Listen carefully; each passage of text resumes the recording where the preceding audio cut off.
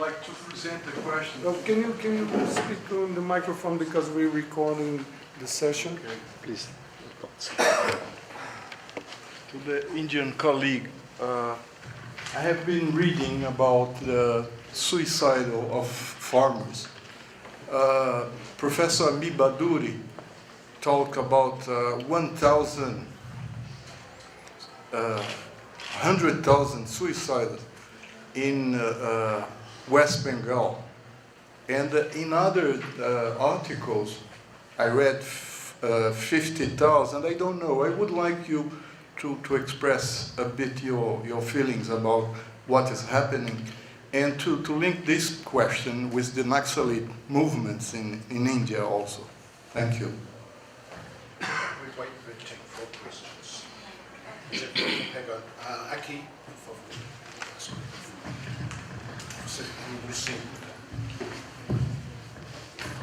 Good night. My question and comments go to our fellow professor from South Africa. Well, you've mentioned that around 40% of the South African population receive some sort of social help from government. And my question is whether this should be portrayed as a bad data, as a bad profile. I mean, in Brazil, there is this recently run research of Sergei Soares from IPEA that says that around 30% of the population would fall under poverty line if government cut all social sort of benefits. And it's curious because the Human Development Report of 2013 pointed out to developmental states and to such investments as actually a very well succeeded policy, as actually like a guide of policy to be followed by countries of the South. So I would just like to understand whether you consider this data something of bad of South African government or not. Thanks so much.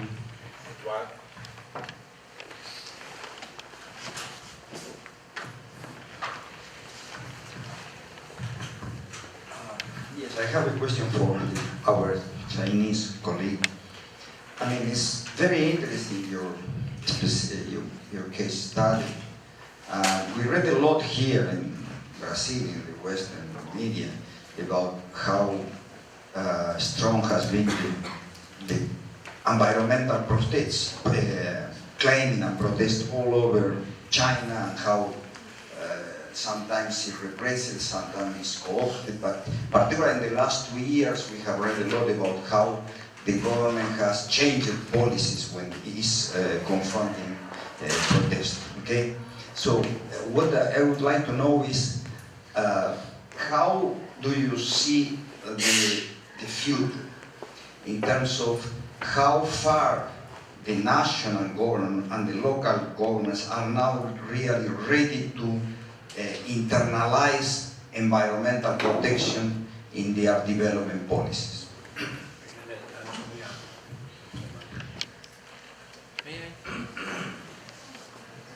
I believe this is the last one for the time being, then we have some replies, and then we can come back. But they lock the room at 10 o'clock, so very precise. Yeah, we can sleep here because tomorrow morning early we'll be here. So thank you so much. Yeah. No, my question is very quickly. I just want to add something to what Gustavo had commented on you. I really think that although developmentalism is safe and sound, now all papers have made strong comments on resistance.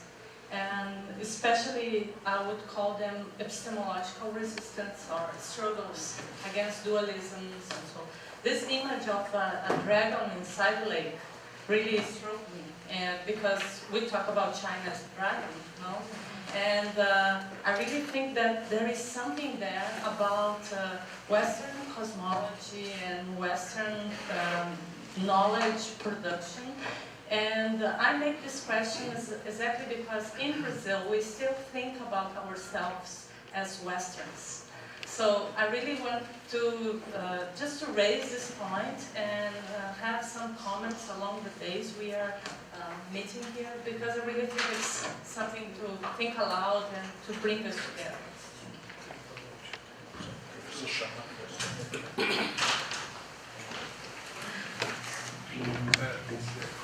think there are two main points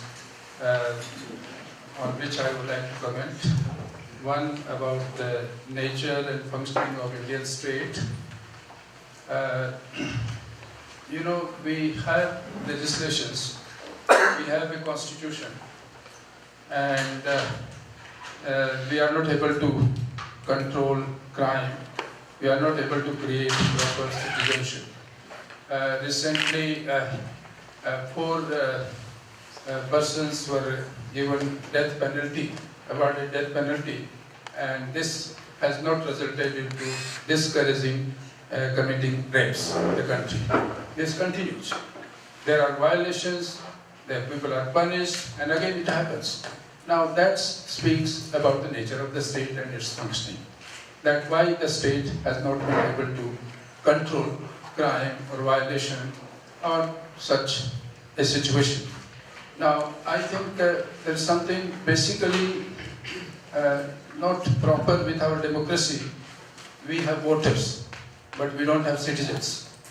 Now, I think that is something which needs to be seen very carefully in Indian context. Yes, everyone who is 18 years old can vote, but then, you know, we have overtaking, we don't follow the rules on the road, we don't pay properly income tax. You know, also I mentioned about the new problem is about business ethics and CSR in the country, despite this legislation which has come about in the last session of the Parliament, Indian Parliament. There's one question. I think we are not only a soft state, but probably we are also a weak state, despite all this. And therefore, these loopholes are there in the implementation.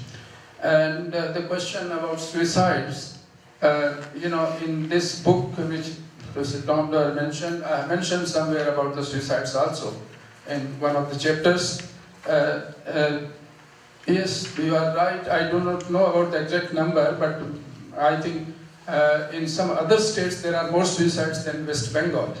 Maybe in Maharashtra and parts of Gujarat, in Karnataka, in some other states, and this has come down now considerably, the suicide, because this has come down because of the change in the economy at the national level.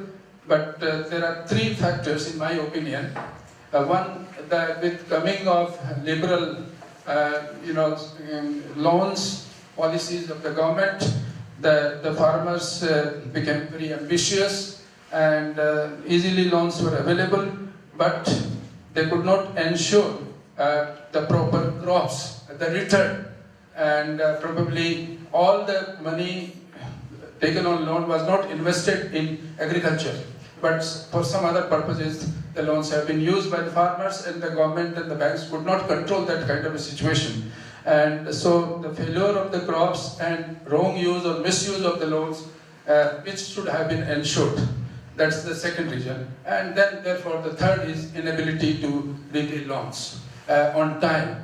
And the compound interest, created problems for the farmers. So there are some states in which there has not been almost a single case of suicide by farmers, because this kind of a situation has not arisen in those parts of the states.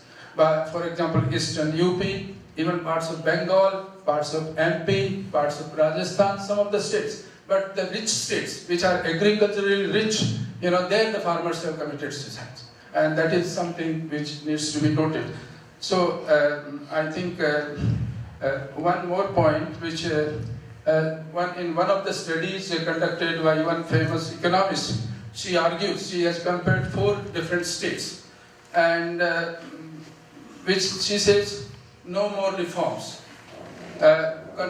distribute resources, give power, give control, ownership and control to women. And she has compared 4 states in which women do not have ownership and control of land.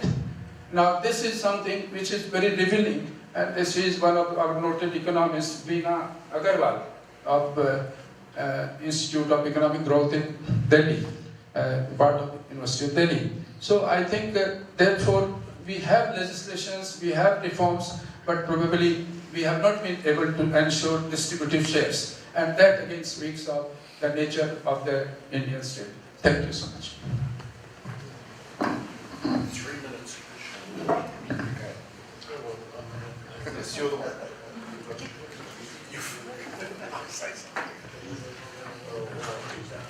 I'd like to say that I totally agree with you that developmentalism is on the agenda. That we are still developing, and it is obviously an idea that cannot be forsaken in the countries that try to transcend their present status in the world system and go beyond that system. Sustained development is a concept, in my view, that was specifically created to preserve the system, the hierarchy, to let us stay where we are. But development is an answer to many of the problems that the BRICS states face. And it is obvious that they must cooperate and find common ways of transcending their present status. Thank you. Yes, with regard to the grants, I think my colleague has spoken earlier about the dependency theory and also underdevelopment and all. Can you talk a little farther? Okay, yes, about the development and underdevelopment theory. And I think, you know, in the case of South Africa, we had very unique situations in terms of what we call dependency on grant. What we had when the child support grant was introduced, we had a baby boom, teenage pregnancies. People started having more children just to qualify for the grant. When the old age pensions were introduced, the children were dumped to the aged. The aged had to care for the children. For me, it's a serious deprivation trap. If it's followed by other forms of skills training or other forms of empowerment, and that can be used as a safety net. It can be used as an interim safety net